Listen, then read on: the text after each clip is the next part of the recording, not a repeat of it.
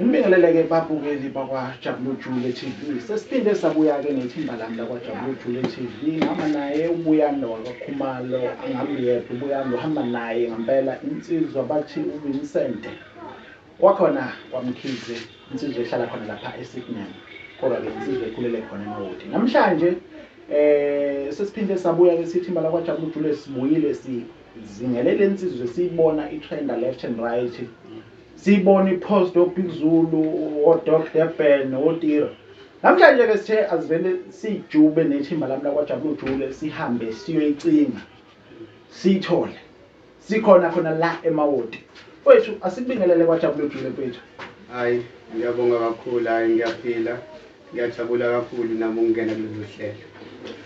Siyabonga mfethu ukuthi usamukele nethimba lami. Siyazi ukuthi nawe kuningi ohlezi ubhizi ngakho since kungama weekend nanokuthi kuningi-ke nawe ukufanele ube busy ngakho, kodwa-ke sithema sicela ukuthi sivakashele wasivumela.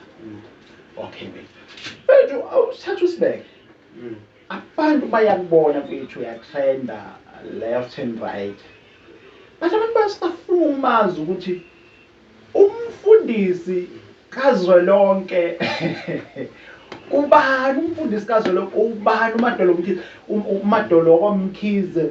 Bayakubona kuFacebook, ngiyabona nawe uyabona ukuthi kwaFacebook njengamanje lezi insuku umuntu ophethe wena ubana ubathatha usibeke mfethu ababukeli bese semakhaya mfethu. Hayi mfethu, uMadolo Mkhize kahle kahle unjabulo, isibongo ngaMkhize. Ngikhulele khona la eMawoti endaweni yaseNanda eThekwini eDurban kahle. So unjabulo Mkhize okhule ngehip hop, okhule ecula ingoma zaphesheya nezingoma lezi ejwayelekile, thola ukuthi ingoma mayisuke ithandiwe ngaleso sikhathi, nami-ke bengumuntu olalela wonke umculo. Ngithe ngikhula-ke ngase ngibona ukuthi hayi no, mina ngingayenza lento ngisasesikoleni. Ngabona ukuthi hayi ngayenza lento, ngathi mengizama futhi awuvele yazenzakalela. Mase ngiyarealize ukuthi hayi no, kahle kahle isiphiwo lesi, hayi akuyona into engiyithandayo nje, isiphiwo lesi futhi kuyinto engizoyiphila ngoba ngumuntu obeyabamba ematoho, thola ukuthi ngiyawayeka ngaleso sikhathi, kodwa ngifocusa kakhulu kulento. So ngathi lokho ngiqhubeka-ke abantu bewuthanda futhi umculo. Kahle kahle ngathi ngingena emculweni ngangibiza ngo-Young Breeze ngoba ngangibukela ku-Drake kakhulu waphesheya. Hayi ngathi mengiqala ngibuka ukuthi hayi no man, mengibiza ngo-Young Breeze hayi kanti-ke khona ngiyazi uzoyibuza ukuthi lifika kanjani leli gama lithi Madolo. So esikoleni kwakukhona omunye uthisha wayethanda nje ukwenza amahlaya ngathi, nami ngathi ngiyangena e-office kanti-ke sasiqeda kukorobha eklasini, amadola ngcolile. So wavele wangibiza ngoMadolo, kwahlekwa-ke. Noma ngithi ngiyacula esikoleni mfethu ngibiza ngo-Young Breeze, hayi abayizwa leyo, sekuduma leli laMadolo. Eyi ngangifuna uqamba mangangalithandi. Wasagcina ul-accepting. Hayi ngali-accepta, ngathi angeke ngibakhombise ukuthi ubani uMadolo. Yabo, ngagcina nje yonke indawo ngilokhu ngibizwa ngoMadolo, futhi kwakuyinto engena kalula kubantu, abantu mebethanda ukukunayina bekucwasa ukuthi wena unegama elinje, unegama elinje. Ngagcina ngili-accepta ngalihlonipha njengoba nguMadolo-ke manje. Namhlanje waziwa i-Afrika yonke noma waziwa i-South Africa yonke ukuthi umfundisi kazwelonke. Yeah mfethu. Mana-ke mfethu, khona lento le ejwayele ukuyibona yenzeka esikhathini ebantwini abaningi. Abantu abaningi uthola ukuthi mfethu umuntu mezongena kulo mkhakha asuke efuna ukungena kuwo, for example mhlawumbe ufuna ukucula umaskandi, mhlawumbe athi umuntu hayi ngaqala ngicula i-gospel, omunye uthola ukuthi hayi ngaqala mhlawumbe nga-actor, omunye uthola ukuthi kuningi uthola ukuthi umuntu umusacinga isiphiwo sakho uqale wakwenza but waze warealize late ukuthi konke lokho ebengikwenza bengisacinga isiphiwo sami, kodwa kahle kahle isiphiwo sami system sikumaskandi okanye sigospel okanye sise-acting okanye mhlawumbe mina ngangiphiwe ukuthi kufanele ngibe umuntu webi. Wena ayenzakalanga lonto leyo, mhlawumbe uyithuka, mhlawumbe wenza okunye but waze warealize late ukuthi no, isiphiwo sami mina kahle kahle sila. Hayi ngiyakuzwa mfethu. Lento le mina njengoba ngisho ukuthi kahle kahle isiphiwe, I think mina ngokurealize ukuthi kahle kahle lento yangena kanjani. Yangena ngokuthi kwakhona umuntu owayenza ekhaya, angazi ukuthi uba. I think khona umuntu owayenza ekhaya osengekho emhlabeni, mhlawumbe ukhokho noma ugogo lapha noma komkhulu, yayibona. So lento le mina kahle kahle isegazini, nami ngithe ngirealize ngabona ukuthi hayi no, yazi banaso isiphiwo abantu, kodwa hayi akekho umuntu owenza kanje because angiyazi nami ngayichaza kanjani le nto isiphiwo. Since ngimncane angikaze ngaduka, ngangilokhu ngirepa, yabo, ngitshela ukuthi mina uthando nje lokuthi hayi into nje, kodwa ngarealize ukuthi hayi no, isiphiwo lesi into kahle kahle engidalelwe yona lento ukuthi ithalente lami ngiliveze ngokwe hip hop, yabo, ukurepa nje into engayiqala ngisamncane. Angikaze ngididiseke ngithi hayi no mina kahle kahle ngithanda ukuthi kahle kahle ngithanda ukuthi, kodwa okunye ngikwenzile, not ukuthi angikwenzanga, ngikwenzile njengokudlala ibhola, kodwa ibhola ngilidlale ngirepa, ngirepa nanento yoku-actor ngiyenzile and ngisayenza namanje, kodwa bengirepa. Ngisho ngithi hayi no, ngiyakwenza lokho okunye just ngoba ngiyakuthanda, kodwa kahle kahle into engiyiphilayo i-hip hop. Angikaze ngididiseke ngempela, bengikwenza lokho okunye bengikuthanda, namanje ngisakwenza ngoba phela ngiyakuthanda ngumuntu nami onezinto oyithanda eceleni, kodwa ubizo lwami hayi secacile vele ukuthi naso isiphiwo sakho la esifana.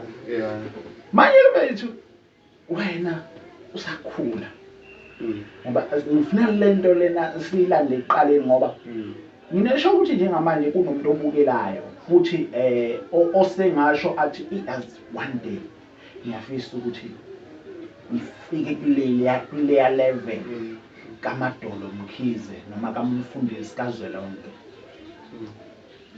Wena ubani obubukela kuyena the time usakhula, noma ungathi uyi role model yakho njengamanje, noma ungathi ubukela kuyena usakhula?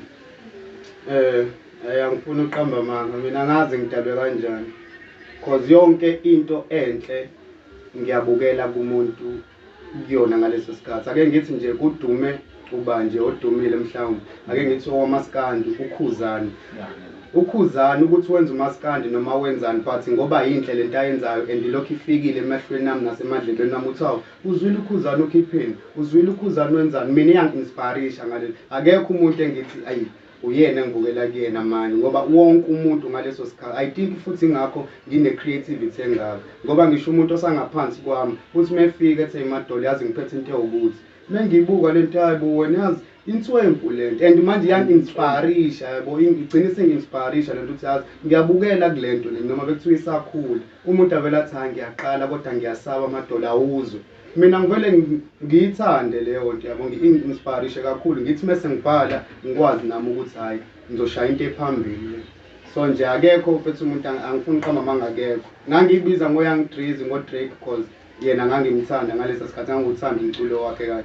Ngasho mhlawumbe ukuthi nakuyena ngibukelile kuyena ngoba bengiwulalela umculo wakhe futhi ungi-inspirisha, kodwa nje umuntu osuke etrend ngaleso sikhathi mina ngangilalela, ngoba akekho umuntu angiyena lo muntu olalela i-hip hop kuphela, umaskandi, i-gospel, yonke into ethi mculo, yayibona. Yazi bengizokubuza, kodwa ngicabanga ukuthi usenombukeli engasekhaya already usephendulekile, because bengizokubuza vele ukuthi ubani umlandelayo lapha kumaskandi, because kuney'nqwele ey'mbili lapha kumaskandi ey'phethe yizeke phela-ke. Kodwa-ke sizokhumbula ukuthi okhuzani babili, imuphi okhuzani obubukela kuyena? Okhuzani phela babili sizokhumbula ukuthi kunokhuzani insizwa yasenkandla, bese kuzoba nokhuzani ugatsheni, indoda yebhodlela.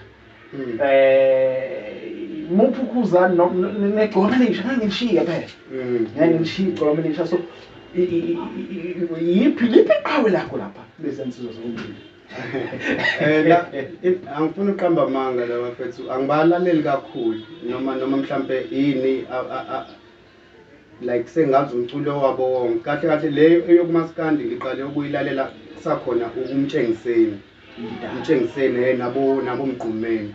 Hayi babe ngishayela, ngangithi ngizwa nje ngasekhaya ingoma ngibe yidlala, ngizwe ukuthi hayi no bayashaya, ngagcina sengibalandela.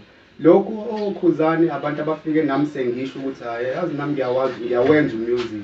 Into engi-inspirisha kubona ukuthi balaba khona manje, umculo waba ngifuna uqamba amanga angikwazi and angazi ukuthi uba omkhulu kunomunye because ngibone ngazi ukuthi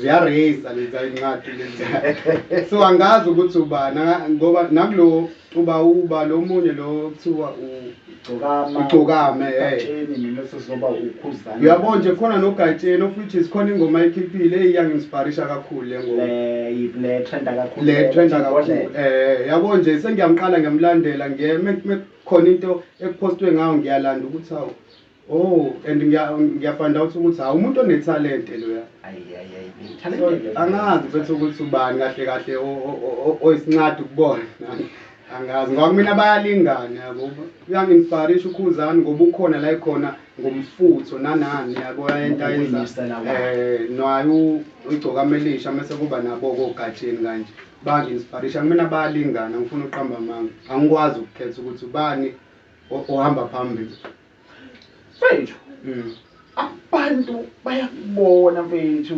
uyatrenda kodwa khona lento kazi bathi njengani yakho khona intombazane engiyaziyo eke ya-actor kulosisido kwa-actor kusibaya ngaphinda ngambona futhi kuzalo bekuba lapha kuzalo kanje kuba mazaza yes itheni yakho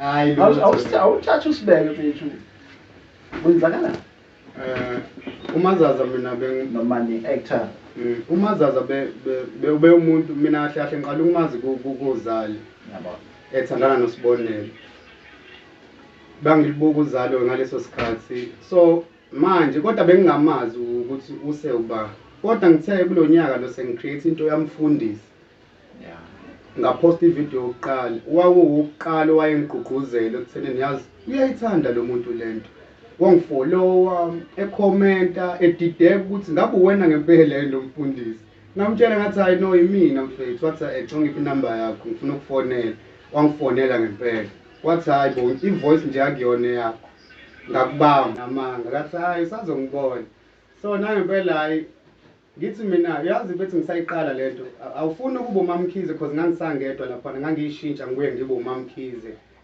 kwesinye isikhathi ngibo yimina yabo kuye ngigqoka isoko umuntu wesimame yabo kodwa ngabona ukuthi no nangu umuntu interested and uyasho na ukuthi uya-act kodwa nginganakho ukuthi umazaza luyana hayi nangempela athi hayi ayikho inkinga ngizofika lapho wona ngitshele hayi ngiyenze ingoma ngimsendele ngitshela ukuthi rehearsa ngosuku lokuthi sizohlanga imchazelo ethi yazi futhi zero budget lento nama ayikangifakela imali in terms of transport yonke into uzokwenza njani athi hayi kuliya nginayo imoto ngithi hayi alright hayi fika ngesikhathi esiwukuthi ngingayikholwa lento awu nangempela phone hawu umuntu angifonela matolo kanti ukephi okay ekhaya ke kude nomgaqo hayi ngehle nangu awafike ngimbona awufike ngempela athi hawu xa ngiyadlala yena athi buka ukuthi akuwena ngempela iphi inhlelo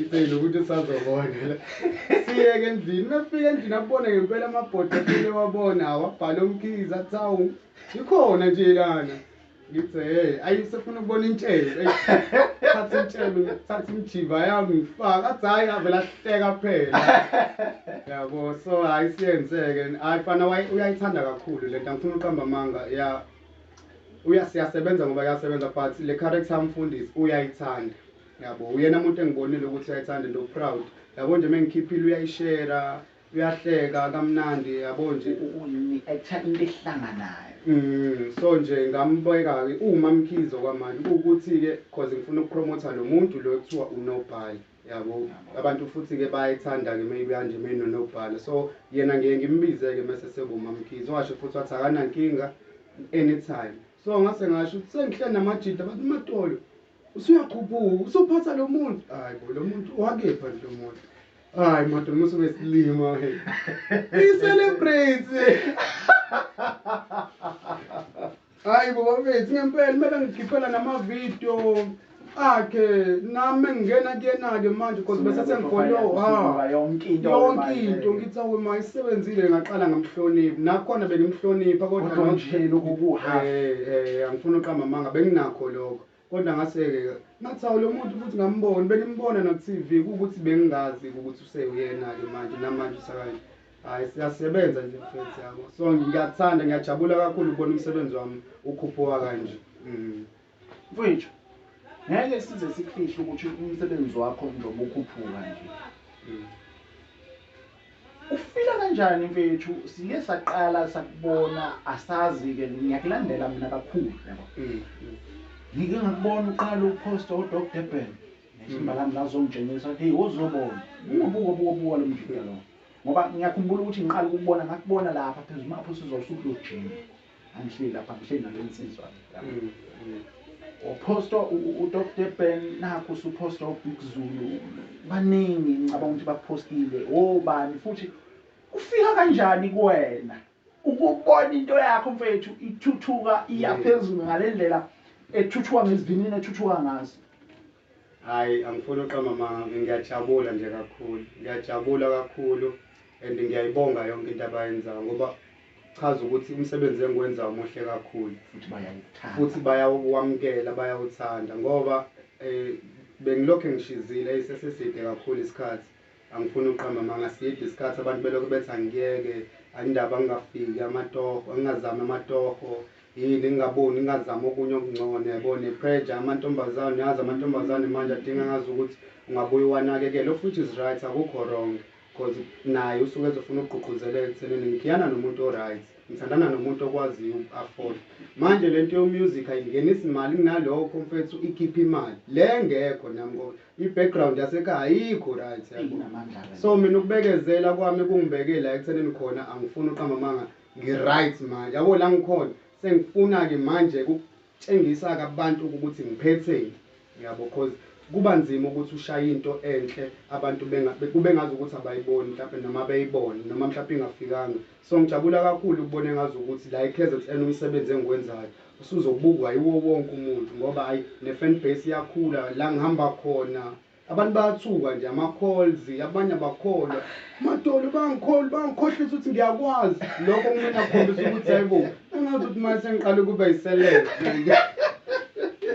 empela ungifonela abantu Madolo ngishaya ama-video call befuna ukungibona abantu. So lo umehluko omkhulu angifuni qha manje ngiya-appreciate lento abayenzile labo Big Zulu yabo nanokuthi uBig Zulu afuna ukufaka isandla kumsebenzi wami yabo kuyangijabulisa kakhulu okusho ukuthi kuzowenza umehluko definitely kuzowenza ngoba nami nginomfutho ngiyayithemba yabo. Angifuni ungasho umsebenzi wakho bayawamukela kakhulu abantu ngezandla ezimhlophe because nawe usho singasho sithi singakusho nje ngingabazi ukuthi nawe abantu ubenzeka lento abayifunayo futhi uyakude kakhulu ngempilo uma usashaya kanje. Kodwa mfethu angifuni uqamba manga ngithe mangisuka la ngihlala khona ngithi mina namhlanje ngiyobona insizwa yasemawonto abathi uMadolo Mkhize ngixoxa nje kwenye intokazi yayisithi kodwa Nkosi yami ngiyamazi lo abhuti lo trenda kakhulu iyabuza ithi ngabe uthathile mfethu ushathile kunomuntu obukela nje amandla la othola ukuthi uyayibuza ukuthi usuthathile. Yeah mfethu hayi kona angifuni uqamba manga angakathathi mina ngumuntu ogijimisa kakhulu italent lento ye-relationship umabamba ngeke kodwa nakhona ngiyafihla ngoba ngisuke ngifile ngazi ukuthi izongidestroy yabo leyo. Ngiye ngibona abantu abaningi bayitshela ukuthi ngithandana nalabantu engisebenza nabo kanti cha ngiye ngithanda ukuthi as long bekhuluma beyitshela ukuthi the more bekhuluma the more igama lami linyuka. So ukhona yena sengimbonile kodwa angakabi nento eqondile mawukuthi loyo mfowethu ungiphathele indaba ezimnandi sangangena esithenjini kodwa ngoba lo sengimbonile hayi right kakhulu uright naye kuyodependa ukuthi mengifika nazo ke inkomo uyayiphikisa yini ngeke phela simbambe ngenkani yeah kodwa ukhona sengimbonile. Okay mfethu siyakuzwa mfethu. Ngifuna ukuthi ngicacise ngizoyibuza because abantu abaningi mfethu sebana lenkolelo yokuthi umuntu ophumelelayo umuntu osuke esebenzisa umuthi okanye umuntu oneyigugu okanye umuntu osethwayo awusithatha usibeke uMadolo Mkhize uthwele No. uthwalela umculo noma ephakama kangaka okanye unomuntu okanye unesigubhu awusicacisele mfethu because siyabona igama lakho liyakhuphuka mfethu. Hayi mfethu abanye basuke bekushisa ukuthi umona lento le bakhona abantu abathwalayo yabo bakhona into ekhona ukuthwala khona futhi ukuthi usebenzise igubhu yabo ngoba ufuna impilo esheshayo kodwa njengoba ngichaza mina ukuthi ngishizile kakhulu kulokho kodwa kusangenzeka ngishizile phela angisho ukuthi abashizilayo abathwali umuntu mase yadidiseke sekhathele sethi hayi uthi ngithwale hayi mina lento engiyenzile hayi uNkulunkulu nedlozi lami yabo bese sesho ukuthi yazi manje sesifikile isikhathi siyakuvulela manje ake sikubone manje ukuthi uphetheni ngoba ayikho enye into engisebenzisayo uNkulunkulu nokuthi ngikholele kuyidlozi njalo uma ngithandaza ngimemeza idlozi nanokuthi ngirealizile ukuthi khona idlozi lokho elithibekezele because bekufika ukuthi hayi ngiyagive up noma ngiyehlisa amasokisi kodwa bekukhona into amaphupho ngikholelwa kakhulu futhi kwamaphupho so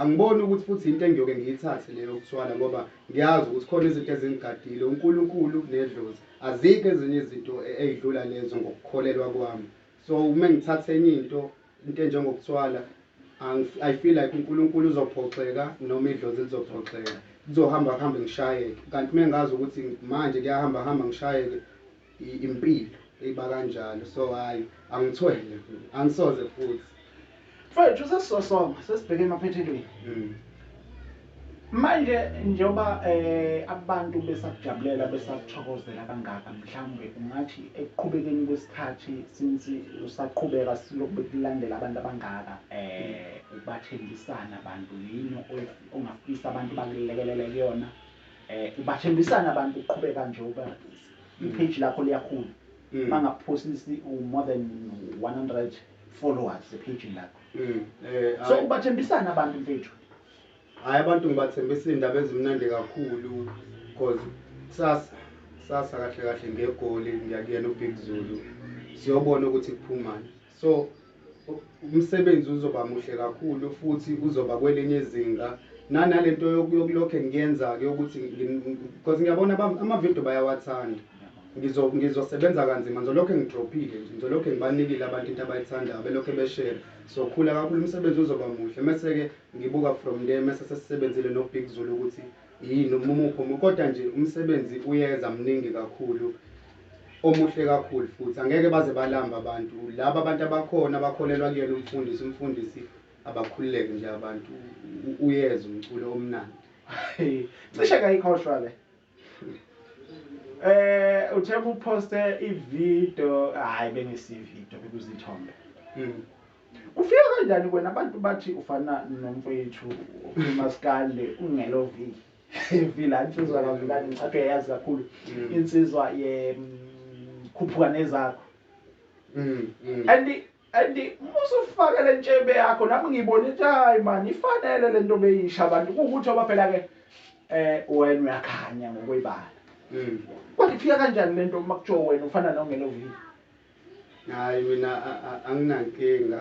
anginankinga nje nenkulu ungelovi bengingamazi comment impela lapha ngabangaza ngabona ucommentile lapha kuyilokhuza ngingamazi kodwa ngitheme ngilokho ngiposta le ithombe zami abantu belobethi bemenshina ngiyaxakeka nami ukuthi ubani lo muntu mangithi ngiyangena kuyena hawu indoda esewasha umsebenzi omuhle kanje hawu ngambona ngempela ngathi ngiyamhlonipha ke lo umjudo osekhuphuke kakhulu sine profile kakhulu so bengangiciki lokho angifuna uqhamuka kungiciki ngoba ngisho umuntu enza ihlaya ngami mina ngicikeki ngiyengifile ngazi ukuthi khona into engiyenzayo yabo leyo nto so mina kahle angithatha into personal noma ungangenzani yabo okwangempela but noma ungayini ebuhlungu ngiyadlulisa ngiyafila bad ngaleso sikhathi but ngiyadlulisa so mebelokho becommenta besho ukuthi hayi wena ufana noba nalo munye odie hard ngihleke ngisho ukuthi bangijwayela labo kodwa iyadlula ngihleke futhi nami ngimphendule futhi umuntu leyo nto ukuba humble mina ngihambule ngalendlela ukuthi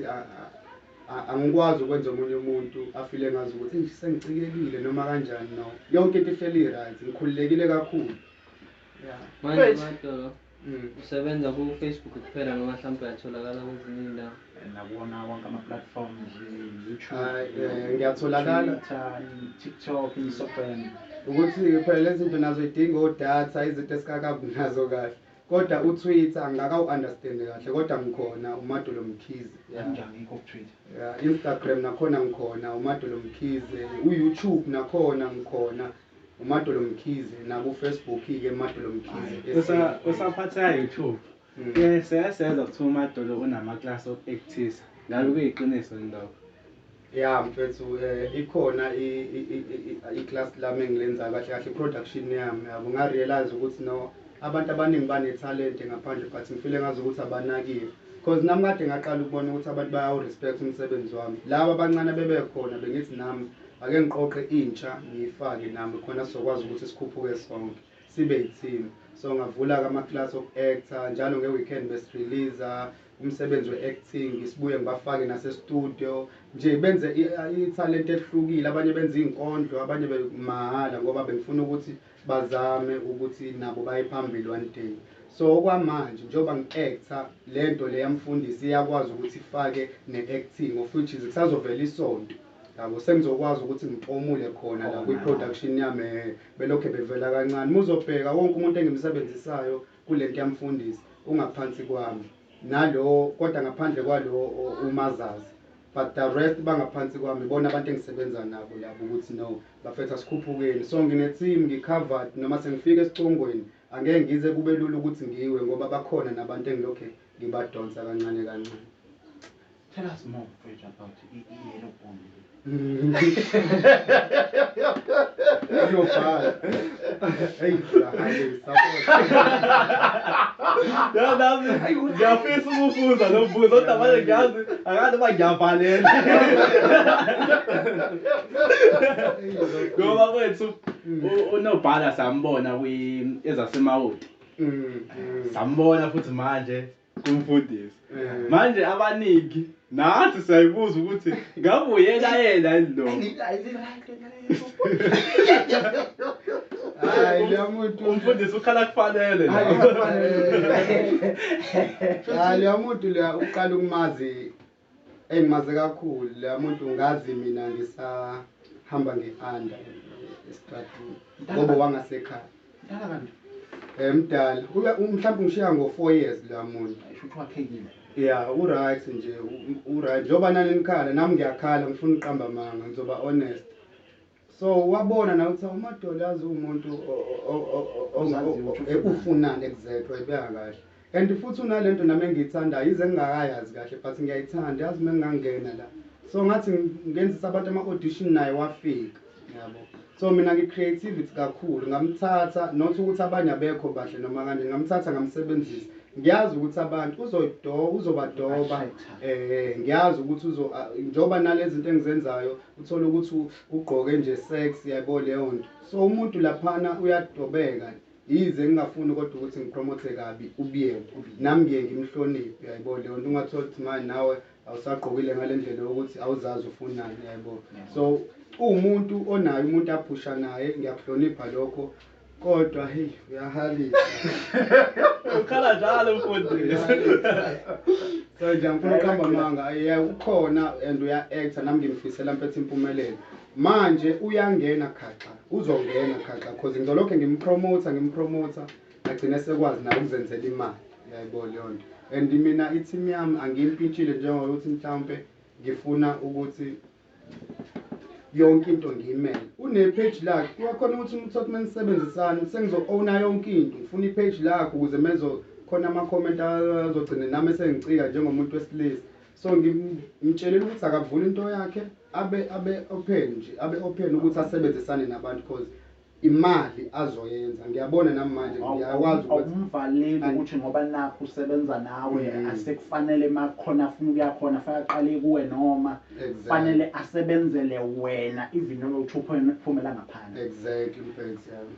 So nje mekwazi ukuthi enze indlela yemali, uyazi bazombhuka, akwazi ukuthi akhulule ngoba abantu bayamthanda ngempela mfethu. Nami ngisangayibona ngiphezulu kanti angazi mhlawumbe kuzoba uyena ozongifaka, yayibona leyo nto, angazi. Manje Madulo since uyiqalile into yakho lo yokurapha le njengoba ethanda umfundisi, ikusize ekutrendini kuphela noma mhlawumbe khona kwezinye indawo la ikusiza Ayingisize kakhulu le nto ngoba nemali manje siyangena ngifuna uqhamba manje sekuqhamuka umuntu athi awungicela ungenzele ipromo nayi imali ukuthi yayibona leyo nto awumadolo umalini ukuthi ufike sebejabulela ukuthi mengifikile nje noma ngingenzanga lutho but mengizofika so ngiye ngisho ukuthi hayi mfowethu cela ungithengele idrink noma ungenzele ungifakele upetrol ngikwazi ukuthi ngifike lapho so sengiyakwazi ukuthi ngiconzule kulawo masenti ngikwazi ukubeka isinkwa akusafani akusafani manje ingane ziyayiwela le bethu hayi ingane ziyayiwela ngempela-ke manje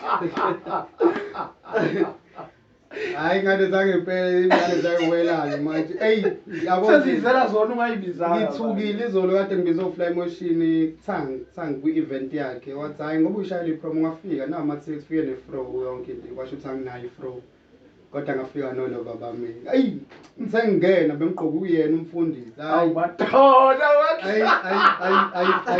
ayi ngazizwa ngishawa uvalo mfowethu hayi fana ngithi mina angifuni ukufihlela mina ngifuna udlala ngawe awona manje azovinjwa ulwandle azovinjwa ulwandle mfethu angifuni uqamba manga futhi angipretend abantu banakho usibuko abantu kodwa ngikutshela into nami engiyibonayo nje esayidini lami ngingedwa mana-ke mfethu asibuye silapha uthi uya-actisa umsebenzi wakho khona umuntu njengamanje osubukayo uthi awu yazi umadolo uya-actisa yazi nami-acta ngiyakuthanda ngiyafisa uku-acta kodwa ngisacela ukubona umsebenzi wakho mhlawumbe lawo maklasi akho uma sebe-actisile mhlawumbe ukhiphela ku-Facebook ku-YouTube mhlawumbe ikhona ne-channel yabo uma ukuthi nawo YouTube nanokuthi-ke ekuthenini ukuthi abantu abasafisa uku-acta uyabasiza yini bese siqalile kulonyaka sireheze umsebenzi ebesiwenzile bengisawenzile ngofakile ku-YouTube ukhona ku-YouTube kuwukuthi awuphelele because bengithi ngifuna ukuqhubeka nawo so mawukuthi uyafisa uku-acta nami bengikusiza lo bese siwaqalile ama-class ngase ngiblogwa yiyo-ke lento ukuthi hayi bonanga umfundisi manje engazi ukuthi useletha lento engilokhu ngiyicinga impilo yami yonke so ngabatshela ngathi abarelax yonke lama-movie bese ngiplana ukuthi sowashutha nama-series abame so ngena manje kumfundisi ngoba umfundisi uwona oletha abantu yayibona leyo nto so okwamanje mawukuthi uyafisa uku-acta uyangi-inboxa laphana ku-Facebook usho ukuthi usukaphi uneminyaka emingaki ngikwazi ukuthi ngikubhale kwilist mesenza ama-class mengibuye eGoli zobe senginaso isikhathi siqhubeke because umsebenzi akumele ume yabo noma ngingekho i-team izokwazi ukuthi iqhubeke wena nje uyangitshela ku-Facebook ukuthi ubani inamba yakho ngikwazi ukuthi ngikuthinte ngixhumanise ne-team salususho-ke mfethu abantu besabukele usalususho ukuthi ku-Facebook ubani because nabakajabula ujula mhlawumbe abangakulandeli asebezokuthola njengamanje ubani ku-Facebook naku-YouTube naku-TikTok onke ama-platforms akho naku-WhatsApp mawukuthi kukhona mhlawumbe ama-boss athi azokubhukha ubhukheka kanjani awusalusu update abantu ngayo yonke into mfethu ku-Facebook likhona ipage umadolo mkhize SA lilo SA ebese kuthi ku-TikTok umadolo mkhize mase kuba no-2 laphana umadolo mkhize mase kuba no-2 ku-Instagram umadolo mkhize ku-Twitter umadolo mkhize inamba yami anginankinga nenamba yami ukuthi kodwa ngiyabona ukuthi kodwa ngathi manje noma ngiyakhupha kakhulu kodwa umuntu usenongifonela hawu yena ngempela manje ngiyabuka ukuthi nkosi yami sothi ngibhizi la studio sengiyakhansela lento yami ngiyakhokhoba nami hello mhlonishwa uyena hey umadolo lo yebo uyena uyabo kodwa bengicela abantu mawukuthi bafisa ukukhomenta anginankinga nalokho kodwa ungakhomenta ku-Facebook nayo yonke indawo ngoba kusuke kuyinamba yami le ngisayisebenzisa kwamanje it's 061 670 42 ayibo hayi kodwa 061 670 4721 061 670 4721 iyafoneleka iya WhatsApp uthola mina nje ngqo Fethu babukeli nani nizobe niyayibona-ke inamba izobe ikhona ngempela-ke la escreen ukuthi ufuna ukumbhukha ufuna zonandisa umfundisi kazwelonke mbhukhe mfonela afike azokwenzela into yamehlo Fethu nathi sigcwele mfethu nge-yellow bone silutshele nje ukuthi nje siwujabula ujule mfethu sigcwele nge-yellow bone kanzela nobhala ngayena ke unalo mazaza Phethu angazi ngiyacabanga njengamanje nethimba lami mfethu kube intokozo kakhulu ukuthi sixoxe nawe sitholile nakuba usendleleni nawe uphuthuma kodwa respectile saxoxa nawe so kuyintokozo kathini intokozo enkulu kakhulu kuthina so siyabonga angazi ngasho mfethu ufuna ukusho nje ukutshela abantu hayi abantu abaqhubeke basupporte nami bafethu ngiyabonga kakhulu ukuthi ningi-respect ngale ndlela eningi-respecta ngayo bafethu because akwandele bani ukuthi kusuke umuntu ezo-interviewa ngiyajabula kakhulu engathi inkosi inganibusisa bafethu niqhubeke nomsebenzi omuhle yabo bafethu engathi nje ningayibamba ngale ndlela enibamba ngayo ningaxabani phusha umsebenzi phambili ningagijimiswa nobhala phambili noma zakaba ngiyabona engathi athanda skate kanti sona esibuyiselana emuva khona kodwa mase sikhuluma iqiniso cha uqinisile lapho sibuyiselana emuva phela so babukeli bakwajabula ujule mina mfana wasemuntu bantu benkomo ngexosha inkomo zimukhoshinyala zokhona isigodi aphansi kwentaba mathonyana abamazi usuyinto yobhaliwe isamba semali sineda lonsiza umboshe imizi zamsolution manzi thunde isandla ilanga liphuma ethe maqedela khayisa umuntu watona into omusho ungasiphethe uzoma uhlakaniphile sengiyahamba manje ngibuyele ngokwakho cofa usubscribe so that onke amavidiyo esiwapostayo azokhona ukuthi angene kuwena kuqala bye bye sibonane kwi-episode elandelayo